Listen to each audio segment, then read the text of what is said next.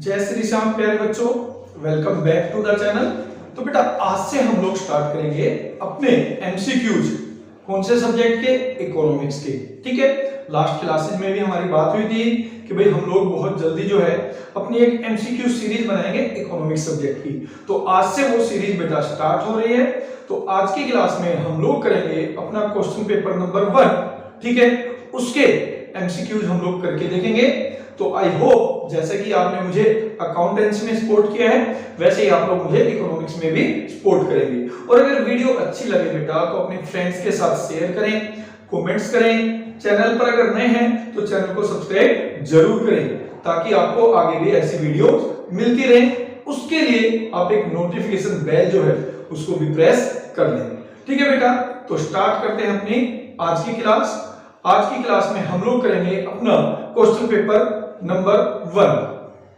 तो देखिए बेटा, जो इकोनॉमिक्स है उसमें हमारा पार्ट ए होता है मैक्रो इकोनॉमिक्स का और पार्ट बी होता है इंडियन इकोनॉमिक्स का। पार्ट ए में जो पहले 10 क्वेश्चन है वो आपके एमसीक्यू होंगे और पार्ट बी में भी जो पहले 10 क्वेश्चन है बेटा वो आपके एमसीक्यू होंगे। तो यानी आज की क्लास हम लोग स्टार्ट करेंगे सबसे पहले मैक्रो इकोनॉमिक्स के एमसीक्यू से। ठीक है, तो देखिए क्वेश्चन नंबर 1। क्वेश्चन नंबर 1 है बेटा, which agency is responsible for issuing ₹1 currency note in India? Option A है ministry of finance, option B है ministry of home affairs, option C है रिजर्व बैंक ऑफ इंडिया और option D है state bank of India. ठीक है, तो देखिए India में जो करेंसी इशू करने का सिस्टम है उसमें क्या है, ₹1 के नोट और जितने भी कॉइन्स हैं वो सब इशू किए जाते हैं बेटा by the finance ministry of India. और बाकी जितने भी करेंसी है, जितने भी डिनोमिनेशंस के नोट हैं, करेंसी है, वो सब इशू किए जाते हैं बेटा by the reserve bank of India. ठीक है, तो इन्होंने ₹1 का नोट पूछा है तो ₹1 का जो करेंसी नोट है बेटा वो इशू किया जाता है ministry of finance of India. Right, तो आपका option A is the right answer. ठीक है, अब इसी में बेटा एक और ऑप्शन गिवन है, लिखा है demand deposits are not dash tenders. ठीक है, डिमांड डिपॉजिट कौन से टेंडर्स नहीं है? ऑप्शन ए है इलीगल टेंडर्स, ऑप्शन बी है लीगल टेंडर्स, ऑप्शन सी है रॉयल टेंडर्स, ऑप्शन डी है फिक्टिशियस टेंडर्स। ठीक है, तो इसमें जो करेक्ट आंसर है बेटा वो है option B, that is legal tenders. That is legal tenders. ठीक है बेटा, तो उसका रीजन है कि जो डिमांड डिपॉजिट्स है बेटा वो यूज नहीं किए जा सकते फॉर ट्रांजैक्शंस। ठीक है, डिमांड डिपॉजिट्स में से जो पैसा विड्रॉ किया जाता है दैट कैन बी यूज्ड, ठीक है, for the transaction, that can be treated as legal tenders. But जो डिमांड डिपॉजिट है क्योंकि वो तो आपका बैंक में पैसा जमा है, ठीक है, उसको हम लोग लीगल टेंडर्स ट्रीट नहीं करते। ठीक है, अब देखिए क्वेश्चन नंबर 2 में लिखा है डिसइन्वेस्टमेंट बाय गवर्नमेंट मींस, कि सरकार के लिए डिसइन्वेस्टमेंट का मतलब क्या है? Option A selling of its fixed capital assets, option B selling of shares of public enterprises held by it, option C selling of its building और option D all of these. अब देखिए जब हम पहली बार इस क्वेश्चन को पढ़ते तो हमें लगता है ऑल ऑफ दीज होना चाहिए। ठीक है, बट यहाँ पे जो डिसइन्वेस्टमेंट का मतलब होता है बेटा, डिसइन्वेस्टमेंट का मतलब होता है share of public sector sold by the government. ठीक है, यानी पब्लिक सेक्टर का जो शेयर गवर्नमेंट बेच देती है तो उसको हम कहते हैं डिसइन्वेस्टमेंट। ठीक है, फॉर द गवर्नमेंट। तो यहाँ पे जो ऑप्शन बी है वो आपका करेक्ट आंसर है। तो ऑप्शन बी आपका लिखा है सेलिंग ऑफ पब्लिक सेक्टर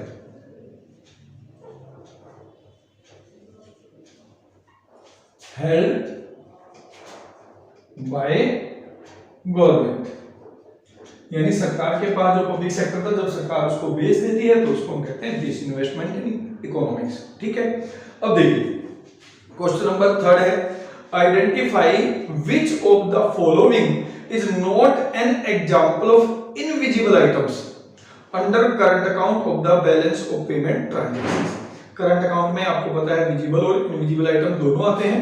ठीक है, विजिबल आइटम्स वो होते हैं बेटा व्हिच कैन बी टच और सीन, इनविजिबल आइटम्स होते हैं बेटा which can not be touch और सीन। तो आपको बताना है which is not an example of invisible item, जो इनविजिबल ना हो यानी विजिबल आइटम्स हो, आपको वो चूज करना है बेटा।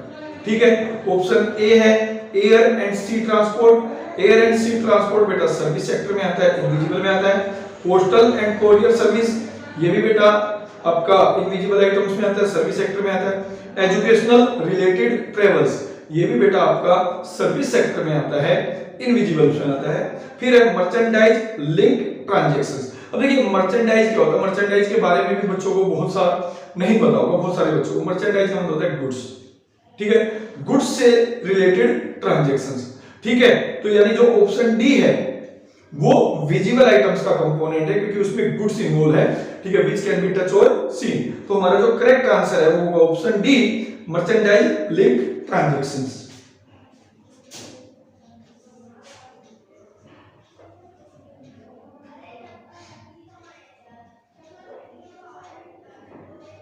लिंक ट्रांजैक्शंस,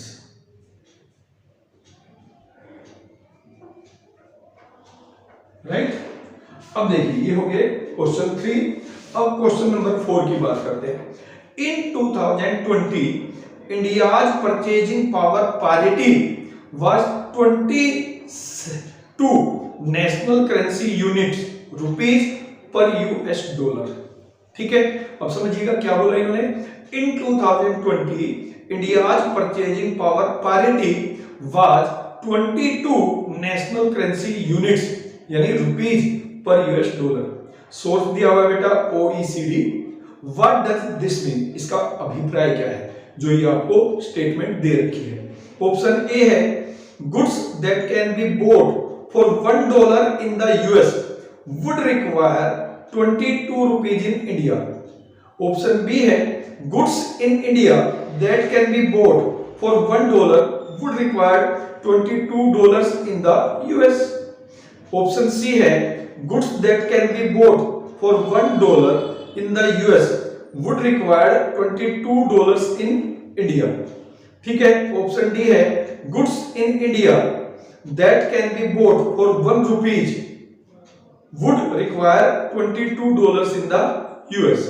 ठीक है, तो यहां पे जो ऑप्शन सी है और ऑप्शन ए है वो सेम दे रखा है, बट यहां पर जो ऑप्शन सी होना चाहिए बेटा ये होना चाहिए goods that can be bought for ₹1 would require $22 in US. ठीक है, तो यहां पे जो करेक्ट आंसर होगा बेटा option A goods that can be brought for $1 in US would require 22 rupees in India. देखिए परचेजिंग पावर पैरिटी, इसका मतलब क्या होता है? पैरिटी मतलब समता, बराबरी। परचेजिंग पावर मतलब परचेजिंग पावर यानी एक गुड्स, ठीक है, खरीदने के लिए अमेरिका में जितना डॉलर खर्च करना पड़ता है, ठीक है, इंडिया में उसी गुड्स को खरीदने के लिए आपको कितने रुपए की आवश्यकता पड़ेगी, तो इसको कहते हैं परचेजिंग पावर पैरिटी। तो इसका मतलब होता है कि अमेरिका में जो $1 की चीज है उसके लिए इंडिया में आपको 22 रुपए खर्च करने पड़ेंगे। ठीक है, परचेजिंग पावर पैरिटी तब आएगी। ठीक, तो ऑप्शन ए जो है that is the correct answer. ठीक है, देखिए क्या लिखा इसमें, goods that can B bought for $1, वो गुड्स जो हम अमेरिका में $1 में खरीद सकते हैं इन यूएस। समझ में आया? ठीक है, वुड रिक्वायर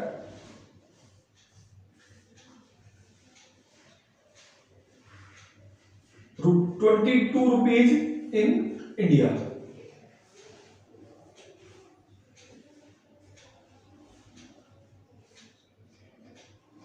मतलब सिंपल सा लॉजिक है कि एक गुड्स जो हम वहां पे $1 में खरीदते हैं उसके लिए इंडिया के 22 रुपए में खर्च करने पड़ेंगे।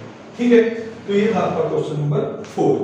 अब बात करते हैं बेटा क्वेश्चन नंबर 5 की। Read the following assertions and reasons, ठीक है, and mark the correct choice as. ठीक है, अब देखिए एजर्शंस क्या है। Trade of invisible items between two nations is a part of capital account of BOP. अब यहाँ पे बीओपी में जितनी भी ट्रांजैक्शन उसको हम दो कैटेगरी में डिवाइड करते हैं बेटा।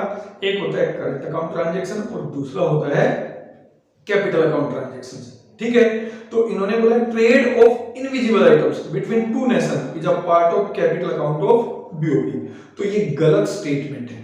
ठीक है, capital account include only those transactions which either effect status of assets और लायबिलिटी ऑफ द गवर्नमेंट। यानी कैपिटल अकाउंट में केवल वो ट्रांजैक्शंस आते हैं बेटा जिससे एक देश के असेट्स और लायबिलिटी के स्टेटस पे इफेक्ट पड़ता है। जबकि जो इनविजिबल आइटम्स है, इनविजिबल आइटम्स में आती है सर्विसेज, यानी ठीक है सर्विसेज देना और सर्विसेज लेना बिटवीन टू कंट्रीज।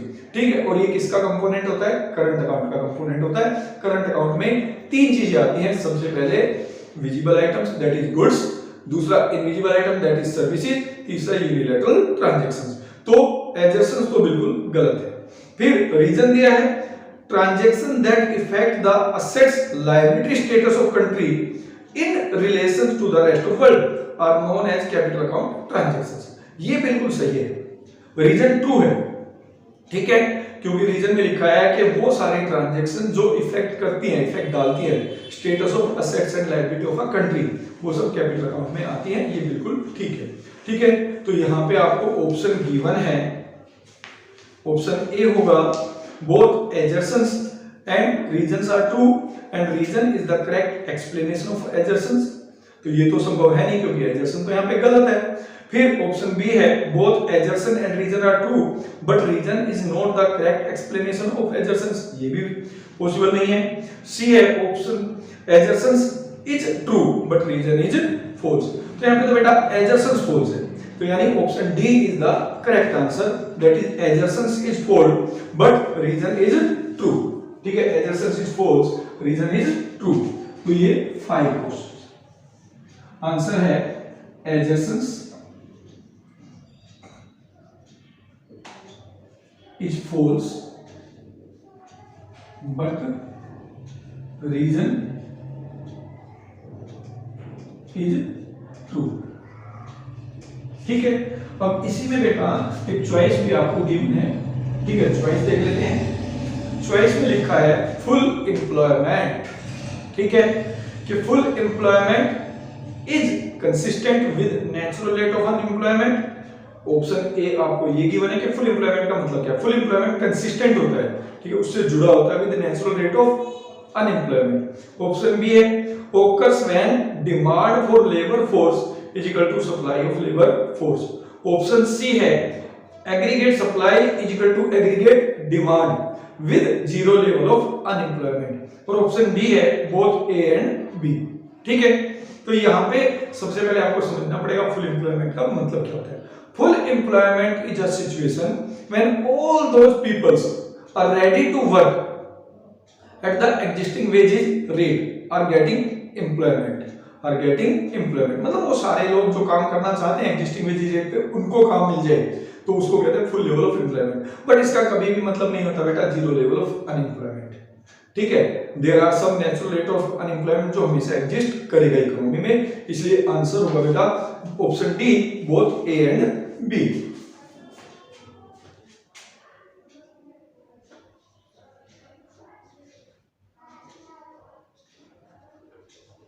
ठीक है, मतलब इसके फुल एम्प्लॉयमेंट के साथ साथ कंसिस्टेंट रहता है नेचुरल रेट ऑफ अनएम्प्लॉयमेंट। और फुल एम्प्लॉयमेंट जब होगा जब वो सारे लोग जो काम करने के लिए तैयार हैं, ठीक है, उनको जॉब मिल रहा हो, यानी demand for labour force is equal to supply of labour force.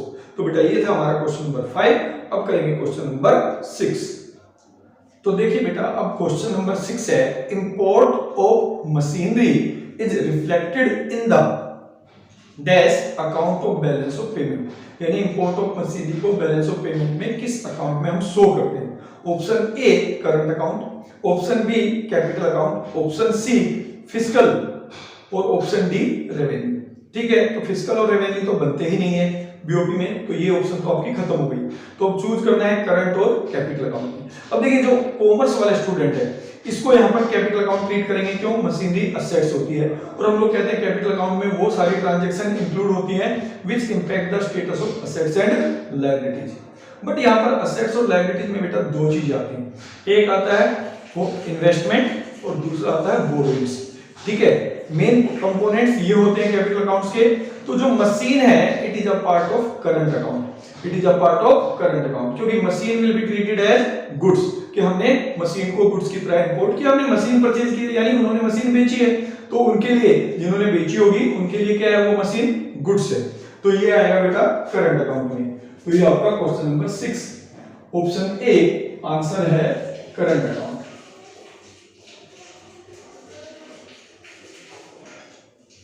ठीक है, अब क्वेश्चन नंबर 7, क्वेश्चन नंबर 7 में लिखा है when aggregate demand is greater then aggregate supply.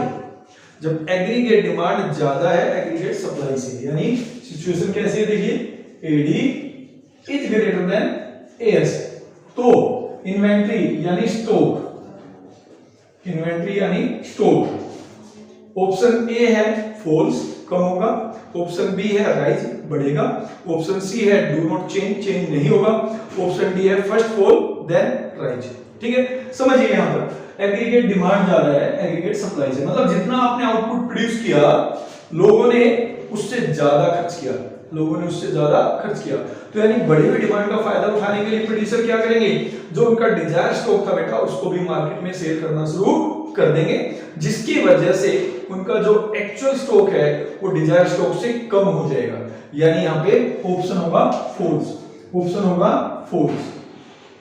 ठीक है, तो यहाँ पर fall is the answer. Clear, समझ में आया क्यों? अब यहाँ पे बेटा और से आपको एक ऑप्शन भी दे रखी है, देखिए लिखा है aggregate demand can be increased by, aggregate demand कैसे बढ़ सकती है, ऑप्शन ए इंक्रीजिंग बैंक रेट। देखिएगा बैंक रेट कौन सा रेट होता है जिस पर सेंट्रल बैंक कॉमर्शियल बैंकों को लोन देता है, अगर सेंट्रल बैंक लोन का रेट बढ़ाएंगे तो कॉमर्शियल बैंक भी रेट बढ़ा देंगे, रेट ऑफ इंटरेस्ट होता है, और जब rate of interest commercial bank बढ़ाएगा तो पब्लिक को अपनी इनकम में से ज्यादा इंटरेस्ट पे करना पड़ेगा, जिससे कि कॉस्ट ऑफ इन्वेस्टमेंट बढ़ जाती है, तो लोन की डिमांड कम हो जाएगी।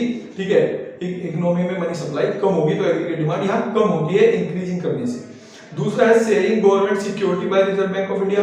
अगर रिजर्व बैंक ऑफ इंडिया ये है OMO open market operation, open market में पब्लिक को अपनी सिक्योरिटी बेचता है तो उससे पब्लिक का पैसा किसके पास आ जाता है बेटा, रिजर्व बैंक ऑफ इंडिया के पास आ जाता है, जिससे इकोनॉमी में अगेन मनी सप्लाई कम हो जाएगी और एग्रीगेट डिमांड कम हो जाएगी। तो यहाँ पे दोनों रीजन जो है ए और बी जो दोनों ऑप्शंस हैं इसमें एग्रीगेट डिमांड कम हो रही है ना कि बढ़ रही है। फिर तीसरा दिया है इंक्रीजिंग कैश रिजर्व रेशियो। अब कैश रिजर्व रेशियो क्या होता है बेटा, it is the total amount, ठीक है, या minimum percentage of total deposit with commercial bank which they have to keep with RBI. ठीक है, जितना भी पैसा कॉमर्शियल बैंकों के पास जमा होता है उसका एक मिनिमम परसेंट उन्हें आरबीआई के पास रखना पड़ता है। अगर आरबीआई उस परसेंट को बढ़ा दे तो इसका मतलब क्या हुआ कि जितना पैसा आप पहले जमा करा रहे थे आरबीआई के पास, अब उससे ज्यादा पैसा कॉमर्शियल बैंकों को आरबीआई के पास जमा कराना पड़ेगा। इसका मतलब हुआ कि आरबीआई कॉमर्शियल बैंकों के पास लोन देने की कैपेसिटी कम हो जाएगी, क्योंकि उनको पहले की तुलना में ज्यादा पैसा जमा कराना पड़ रहा है। तो इससे भी जब लोन देने की कैपेसिटी कम होगी तो इकोनॉमी में मनी सप्लाई कम हो जाएगा। ठीक है, तो इनमें से कोई भी ऐसा कंपोनेंट नहीं है जो एग्रीगेट डिमांड को बढ़ाए, बल्कि ये सब घटाने वाले हैं। तो ऑप्शन डी दे रखा बेटा नन ऑफ दीज, तो option D is the correct answer. ठीक है, नन ऑफ दीज। ठीक है, तो ये था बेटा क्वेश्चन नंबर 7 का सेकंड पार्ट। अब बात करते हैं क्वेश्चन नंबर 8 की। देखिए क्वेश्चन नंबर 8 में लिखा है if aggregate demand rises, aggregate demand बढ़ रही है। ठीक है, एग्रीगेट डिमांड बढ़ने का मतलब क्या होता है बेटा, लोग ज्यादा डिमांड कर रहे हैं। ठीक है, ज्यादा डिमांड करते हैं तो क्या होता है, प्राइस बढ़ना शुरू हो जाता है गुड्स का। तो गवर्नमेंट नीड्स टू, तो गवर्नमेंट को क्या करना चाहिए, ऑप्शन ए डिक्रीज कंजम्पशन, कि अपने खर्चे अपना कंजम्पशन कर दे, कम कर दे, अपना उपभोग कम करे। Option B decrease expenditure, option C decrease tax, option D all of the above. ठीक है, तो इनमें से जो बी ऑप्शन है डिक्रीज एक्सपेंडिचर, गवर्नमेंट को अपने खर्चे कम करने चाहिए। ठीक है, अपना उपभोग कम नहीं करना चाहिए, अपने खर्चे कम करने चाहिए, क्योंकि गवर्नमेंट का खर्चा क्या होता है बेटा, गवर्नमेंट ने रोड बनवा दिए, फ्लाईओवर बनवा दिए, स्कूल्स बनवा दिए, गवर्नमेंट क्या करती है, सब्सिडी देती है। तो गवर्नमेंट के ये खर्चे लोगों की इनकम बनती है, जिससे और ज्यादा इकोनॉमी में एग्रीगेट डिमांड बढ़ेगी। तो तो इन दिस केस जब ऑलरेडी एग्रीगेट डिमांड बढ़ रही है तो government have to decrease their expenditures. ठीक है, तो option B is the answer, decrease expenditure. सरकार को अपने खर्चे कम कर देने चाहिए। क्लियर है? तो ये हो गया बेटा आपका क्वेश्चन नंबर 8। अब बात करेंगे क्वेश्चन नंबर 9 की। ठीक है, तो क्वेश्चन नंबर 9 में क्या है देखिए, credit creation in commercial bank is determined by. Credit creations commercial bank में किसके द्वारा डिटरमाइंड होती है? क्रेडिट क्रिएशन क्या है? प्रोसेस है जिसके थ्रू कॉमर्शियल बैंक इकोनॉमी में कई गुना ज्यादा मनी सप्लाई बढ़ा सकता है जितना उनके पास पैसा जमा होता है, जितना उनके पास कैश डिपॉजिट है उससे कई गुना ज्यादा। ठीक है, इकोनॉमी में कॉमर्शियल बैंक मनी सप्लाई बढ़ा सकता है और उस प्रोसेस को जिससे वो बढ़ाता है उसी को कहते हैं क्रेडिट क्रिएशंस। ठीक है, तो क्रेडिट क्रिएशंस किस से डिटरमाइंड होती है? ऑप्शन ए दिया है cash reserve ratio CRR, option B दिया है SLR statutory liquidity ratio, option C है इनिशियल डिपॉजिट और ऑप्शन डी है ऑल ऑफ दीज। ठीक है, तो यहाँ पे जो 9th क्वेश्चन है इसका जो करेक्ट आंसर है बेटा that is all of these, that is all of these. ये सारी चीजें हमें चाहिए।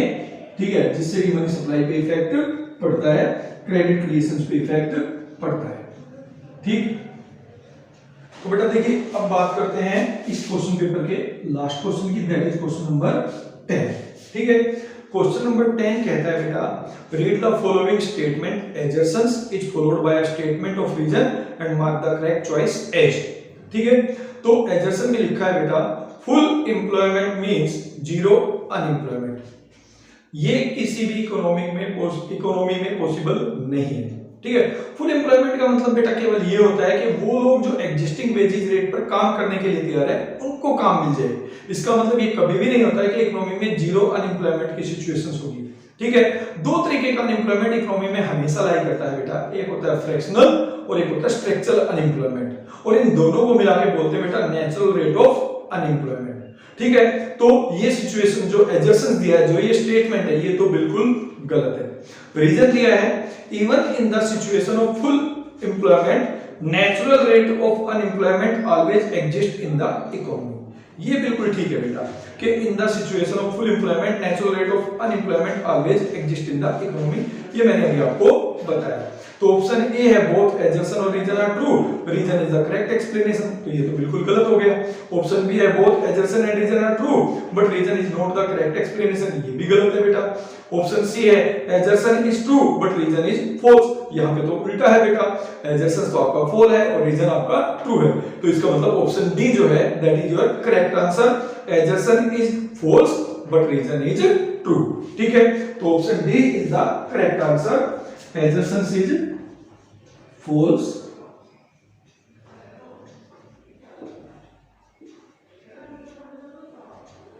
But reason is true. तो this is your correct answer. ठीक है, तो आज की क्लास में बेटा केवल इतना ही, फर्स्ट पार्ट हमने कर लिया। तो इसके बाद हम लोग नेक्स्ट क्लास में इसी क्वेश्चन पेपर का जो सेकंड पार्ट है, ठीक है, सेकंड पार्ट कौन सा हो गया बेटा अपना? सेकंड पार्ट हो गया एमसीक्यू ऑफ इंडियन इकोनॉमिक्स, वो स्टार्ट करेंगे। तो एक बार जरूर कमेंट करके बताइएगा कि वीडियो कैसी बनी है, आपको अच्छी लगी या नहीं लगी। अगर कुछ इंप्रूवमेंट करने की जरूरत है तो मैं बेटा वो इंप्रूवमेंट भी करूंगा।